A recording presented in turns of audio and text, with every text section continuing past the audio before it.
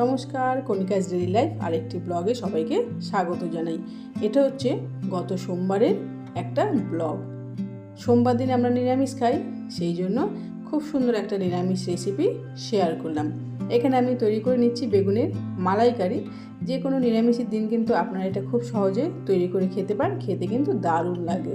এখানে আমি দুটো ছোটো ছোটো বেগুন নিয়েছি, বেগুনগুলোকে ছোটো ছোটো করে কেটে নিয়ে নুন, হলুদ আর লঙ্কার গুঁড়ো মাখিয়ে 5 মিনিটের জন্য রেখে দিলাম। এবার মালাইকারির জন্য তো নারকেল লাগবে, তার জন্য এখানে নারকেল কুড়িয়ে নিয়ে মিক্সিতে আরেকটু ঘুরিয়ে নিলাম। এবার এই নারকেল থেকে নারকেলের দুধ তৈরি করব। এবার নারকেলটাকে একটা সুতির কাপড়ে ঢেলে দিলাম। এবার কাপড়টাকে বেশ ভালো করে বেঁধে দেব। এবার এই নারকেল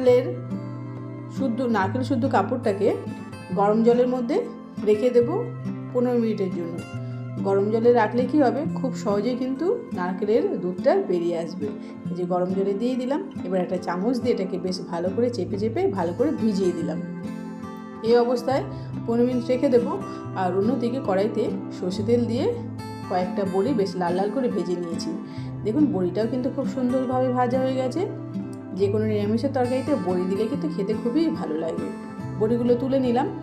এবার যে বেগুনগুলো মেখে রেখেছিলাম, দেখুন তার থেকে কতটা জল বেরিয়েছে। এবার জলগুলো ভালো করে ঝরিয়ে নিয়ে এবার বেগুনগুলোকে লাল লাল করে ভেজে নেব। এইভাবে ভেজে নিলে কী হবে, বেগুনগুলো কিন্তু একদম নরম হয়ে যাবে না, বেশ খুব সুন্দর গোটা গোটা থাকবে আর দেখতে কিন্তু খুবই ভালো লাগবে। দেখুন আস্তে আস্তে বেগুনগুলো কত সুন্দরভাবে লাল লাল করে ভেজে নিয়েছি আর সবগুলোই কিন্তু দেখুন গোটা গোটা আছে। এবার বেগুনগুলোকে তেল থেকে তুলে নিচ্ছি। একবার এই রেসিপিটি বাড়িতে তৈরি করেছিলাম, আমাদের বাড়ির সবারই কিন্তু খুবই ভালো লেগেছিল। এবার এদিকে নারকেলের দুধটাও রেডি হয়ে গেছে। নারকেল থেকে ভালো করে চেপে চেপে নারকেলের দুধটা বার করে নিচ্ছি। এবার নারকেলের যে ছিবড়ির অংশটা রয়েছে সেটাও কিন্তু ফেলে দেবো না, ওটাকেও কাজে লাগিয়ে নেব। দেখুন কত সুন্দরভাবে নারকেলের দুধটা রেডি হয়ে গেছে, বেশ ঘনই নারকেলের দুধ তৈরি হয়েছে।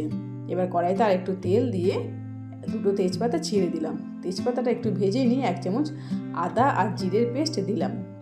জিরের পেস্ট দিয়ে লবণ দিয়ে দিলাম স্বাদ অনুযায়ী। আর লবণটা দিলে কী হবে, সঙ্গে সঙ্গে তেল আর ছিটকবে না আর রান্না করতে কিন্তু খুবই সুবিধা হবে।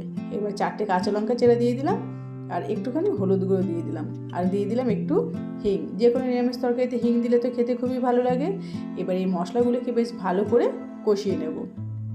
2 থেকে 3 মিনিট কষানোর পরে দেখুন কত সুন্দরভাবে মশলা থেকে তেল ছাড়তে শুরু করেছে। এবার যে নারকেলের দুধটা তৈরি করে নিয়েছি সেটা ঢেলে দেবো। এবার মশলা নারকেলের দুধ ভালো করে মিশিয়ে নেব। এবার এটাকে ফুটতে দেব। ফুটে উঠলেই কিন্তু ভেজে রাখা বেগুনগুলো এর মধ্যে দিয়ে দেবো। আস্তে আস্তে করে বেগুন ভাজাগুলো দিয়ে দিলাম।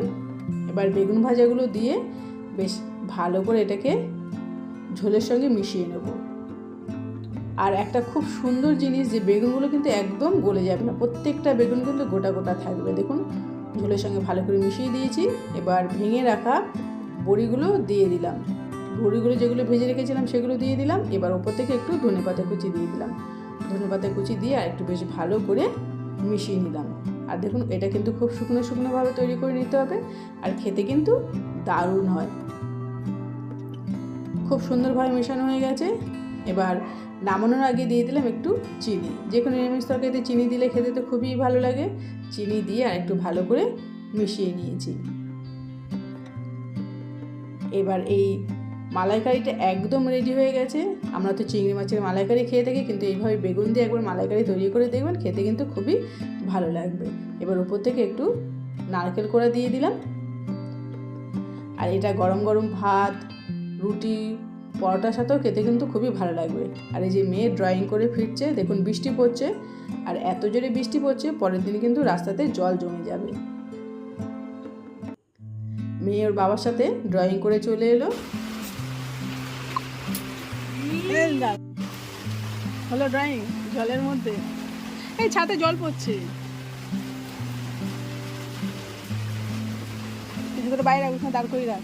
দাঁড়াও,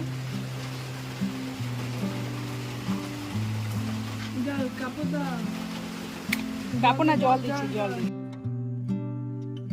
দেখুন পরের দিন বললাম রাস্তায় জল জমে যাবে, মেয়ে স্কুল থেকে ফিরছে, হাতে জুতো আমাদের এখানে অল্প একটু বৃষ্টি হলেই কিন্তু রাস্তাতে এইভাবে জল জমে যায়। জল জমে গেলে কিন্তু আমাদের খুবই কষ্ট হয়, আমাদের দুর্ভোগের শেষ থাকে না।